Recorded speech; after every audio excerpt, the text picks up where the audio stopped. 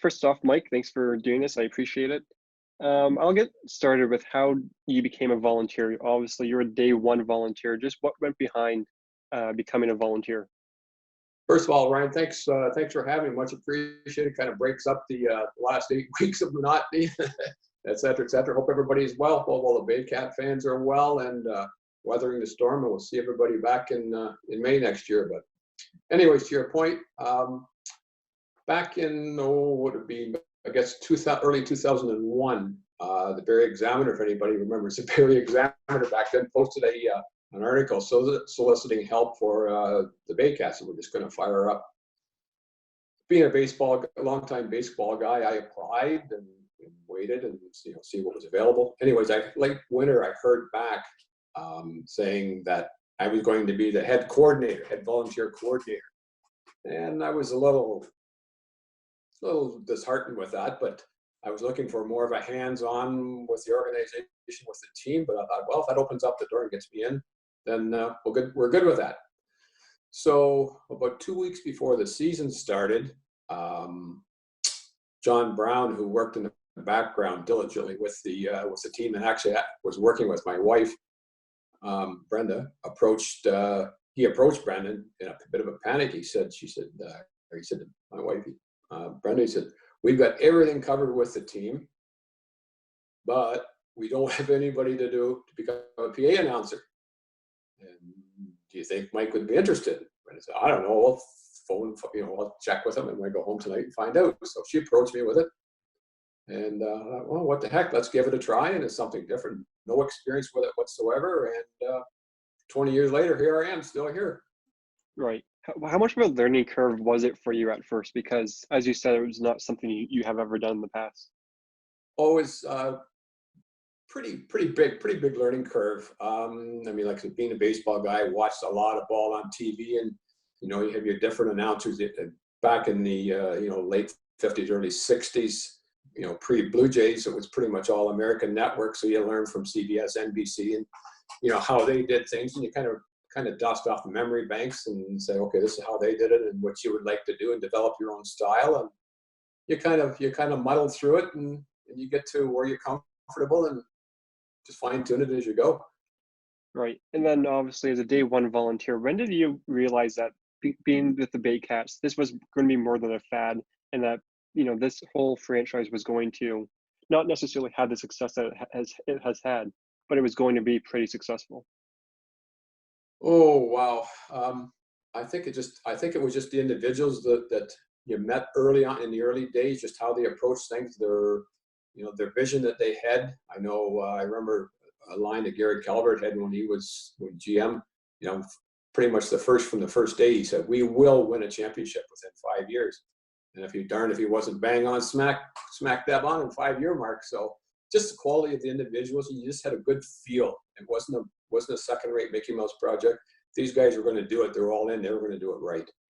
Right. And sure enough, as you said, they won their first championship in 2005. And you have told me that story for a lot of years now about what that night was like when they won in 2005. But just for people listening, what was that night like for you up in the press box that night? 2005, August 20th, I believe it was. Anyways, just electric. I mean, not knowing really what to expect. It was everybody's first dance through the playoffs with the team in a pressure situation, and the team wasn't expected to do anything. As pretty much everybody knows. The city, they kind of anticipated some things. The team brought in extra bleachers. Ramped up a few security procedures, things like that. And it was just, there was a line that you'd hear lineups that were back on the Highway 26 trying to get into the facility, let alone into the park itself. It was absolutely insane. And once we got going, you just kind of, before the first pitch was going, you kind of take a look around the park and you go, there's 3,000 to 3,500 people out here. This is going to be crazy. Right. And I was talking to Calvert last week, and he mentioned how there were certain plays in the game. He said Spatty threw a guy out from right field to first base. When in that game did it realize that, man, this is actually going to happen? Well, just to expand on that from Gary's point, I'm pretty sure the guy that Spatty threw it at first base turned out to be a future Baycat and Matt Logan. I could be wrong on that, but that's my recollection. But I don't know that it was a clash of titans with former Blue Jay and future Baycat Paul Spaljerek versus Angus Roy, who was probably the right-handed pitcher in the league at that time. And the game went on, and it was tight. Nobody was giving an inch. And about halfway through, you got a feeling that the underdog Baycats can play with these guys, and this is going to be a fight to the finish. So, but halfway through, you knew this was going to be a game.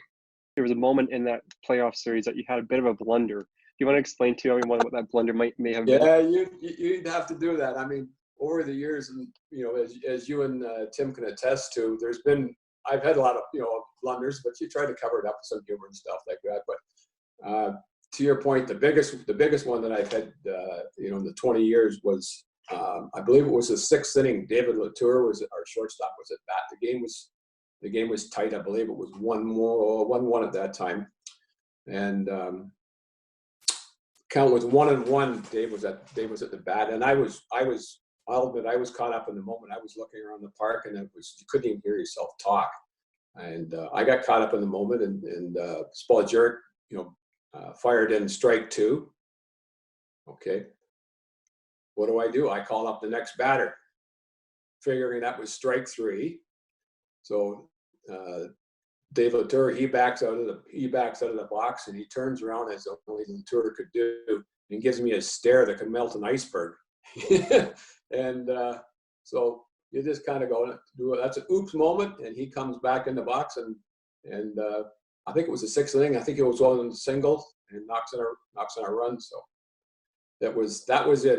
And that was a lesson learned for the futures. Pay attention to what's going on. Yeah, it happens, especially in those mid-May games where Baycats are up 10-0. It definitely happens. Like, obviously, you've seen me fall asleep at moments throughout the last half decade. Those are tough, but I mean that was the ultimate game in the Baycats franchise at that time, and I just got caught up totally in the moment of looking around. I mean, they were 3 and 4 deep around the outfield fence. They were in the aisles and the bleachers. I had to keep reminding fans to keep the aisles and the bleachers clear in case we had an emergency and things like that. So there was just so much going on. The game at some point seemed to be almost secondary, but of course it wasn't. Right. And then this team, obviously, after winning in 2005, came close a lot of years against Brantford. What do you remember about all those losses to Brantford? I mean, it happened 3 or 4 times, I think, until this team finally got over the hump. Just what do you remember about those battles against Brantford in the late 2000s? Oh, talk about punches in the gut wrenching. Talking to a couple of the Baycats through those years, particularly in the later years in the teens before we got over the hump. DeGrace, Brandon Dew. This team had to learn how to lose before they could learn how to win, and Brantford gave them a real going to school at how to lose. But it was the game I remember. The year I remember is 2013. It was game 4 in Barrie. We had them 3-0 in the finals, and the score was going into the 9th was 1-1. Brantford comes up in the top of the 9th, scores 1, so we're down 1. We're down 1 going in the bottom of the 9th, and we score 1. Kyle DeGrace knocks in a run. We score 1 to tie it at 2. Jonathan Fernandez got on, worked his way around to third base. He's standing on third base with 2 out, and the guy you wanted to play at that time, as you and I both know, Jordan Castaldo. He's up there, and he lines a shot down the third base line, 3 feet fair. Only person in the park that didn't see it that way was the umpire. He calls it a fall ball. Jordan goes on to later to strike out. Brantford comes up in the top of the 10th. Lee Delfino hits a 2-run homer. We lose 4-2. We lose the following 3 games. That was the series. To me, that was the defining moment of those gut-breaking losses to Brantford over those years. Right. And that season obviously was the last time this team has lost a playoff series, because the team went on the next 6 years and won 6 straight championships. Do you have a favorite moment from the last 6 years that stands out to you? Just if we could just back up that point just for a moment, Ryan. People that if you go back and kind of do some quick math, If we win that, if we don't have that bad call, and by the way, the umpire that was on third base went back to the organization afterwards to Barrie and admitted he blew the call. Good on him. It's a human moment. You play the games, things happen. But if we win that series, we're on a record run of 7 in a row, chasing 8 the next time we go on the field. But we actually have the record at 7. That starts Brantford's run at 6, which we've obviously since tied. But conceivably, we could be on 7. So anyways, back to your question was, sorry? So my question was, last 6 years, obviously, there's been a lot of great memories. Has there been one moment that stands out to you that you say, man, this is pretty cool that I was able to witness this? Wow. I mean, this has been a franchise loaded with firsts and highlights, and every year, everything just keeps topping itself. I would think maybe last year tying the record is very sticks out in my mind, very memorable from a team organization standpoint, team standpoint. I mean, obviously May 12th, 2001 was very memorable for me. First game, first pitch, and what the team had gone through that winter. The owner had folded. We had no park, we had no owner, we had nothing going on. To see it all come together on May 12th, that was monumental. That was a big highlight of the 20 years, as well as 2005 Game 6. So that was pretty tough to beat the first championship and to do it at home. Right. And I asked you about when did you realize that this franchise was going to be something special? But I also want to ask you about the last 6 years. Was there a moment in the last 6 years that you said, hey, this team could actually have something special here? Because I think for me, it was after this team won in 2015 at home. I think I realized, well, we've gone back to back, and the group is still, within that age that they can go on something special here. When did it click for you, I guess, is a question that say, hey, this team can actually do something? I think 15 for sure. I think the one that, to my mind, was 2016 in Toronto when Emilius, they just give him the ball and just said, take it and run, and I don't know what he threw, 140, 150 pitches that afternoon. I think you were there. Yeah. I mean, to me, that was something very special. That you knew the guys could roll with this. Right. Yeah, and you mentioned Emily. I wanted to ask you, you've been obviously a Baycat volunteer since day one. You've seen it all. Has there been any performances that you've been looking at and saying, man, whether it's Claudio against the Panthers, whether it's what Emily's done, Spaljerek, has there been a couple of pitching performances or just overall performances that really stand out to you that you consider to be really special? Well, I would go back to the first one that comes to my mind would be 2002. Angus setting the Baycat record, obviously at that time, which has been tied a couple times with the 16 strikeouts. I think people were there that afternoon because that was in Barrie. That kind of brought home the point, hey, this is a pretty good league with a lot of good talent and a lot of good young players in it. So that sticks out in my mind. I can still see Angus just taking the ball and just saying, here it is, hit it. Not many did that afternoon.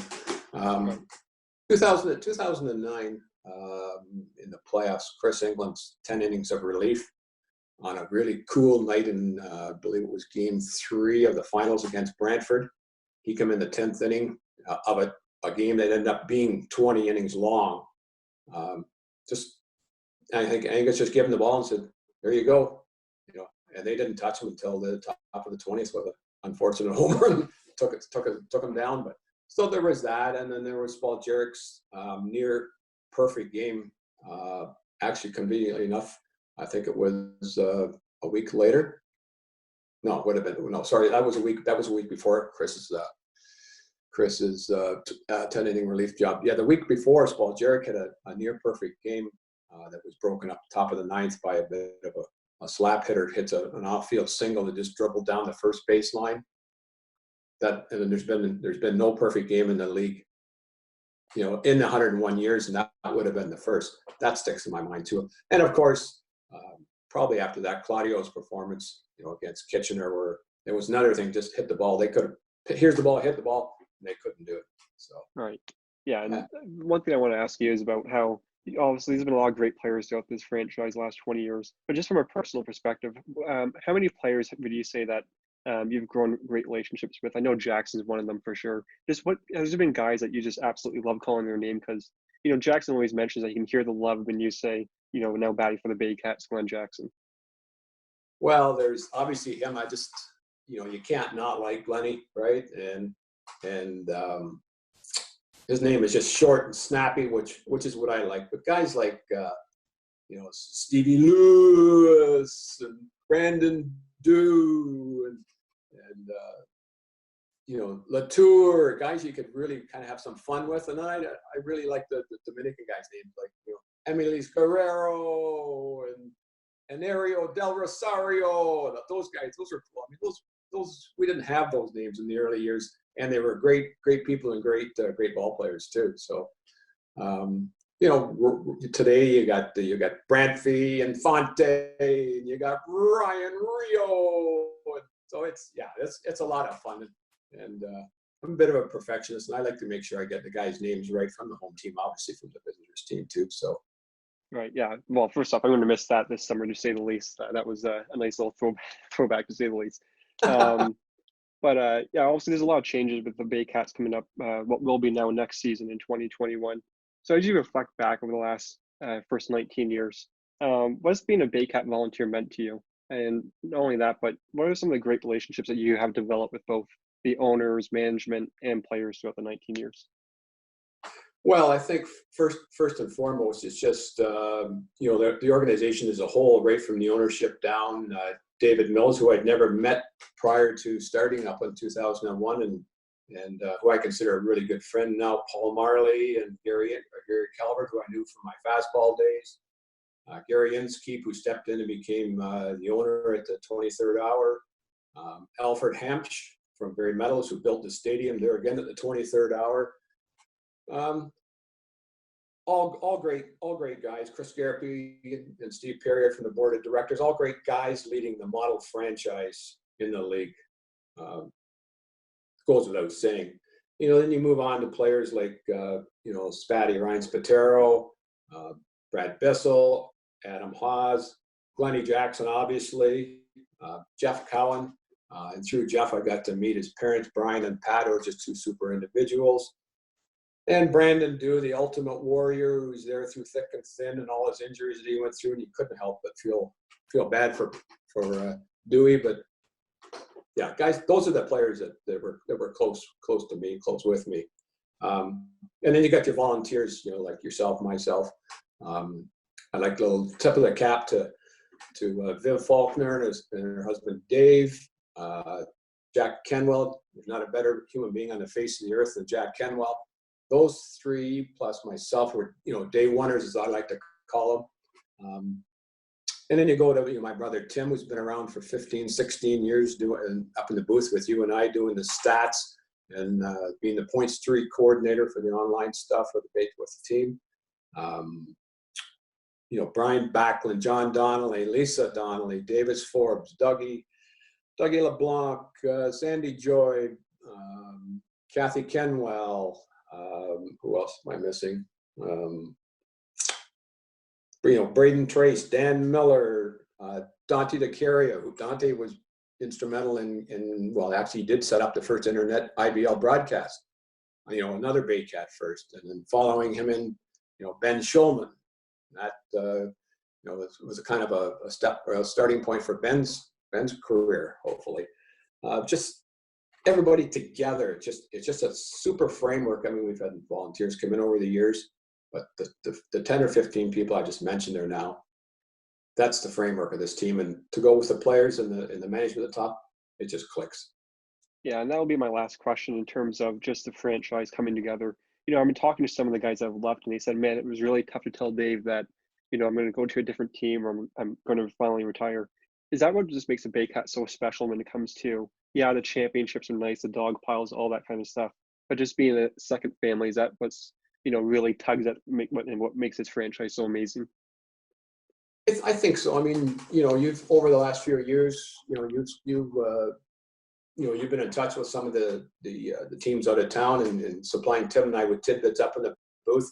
But we're not with them all the time, but you just knew, and you can still feel today, even though we're not playing, obviously, there's something special. I mean, you reaching out and doing this, everybody trying to jump in and contribute and play a small part, just speaks volumes what this organization is all about. Everybody is yeah, we're not on the field, but we're still there. We're still together. We're still communicating. And it doesn't matter whether it's David Mills down to you and I and, everybody else with the volunteers. Everybody's trying to stay in touch and do what's good. And hopefully with the, all the people, guys moving on, retiring and so on and so forth, we can keep with a big turnover, we can keep the mojo going. First off, or lastly, I guess, Mike, thanks for doing this. I greatly appreciate it. Thanks for giving me the opportunity. I appreciate it. Hopefully the fans enjoy some of the insights and some of the flashbacks. All that is just tell you how old I am and how long we've been around. But hopefully we keep this going for a while longer. And I'd like to thank you for your tidbits and your journalism ideas, and keep her going.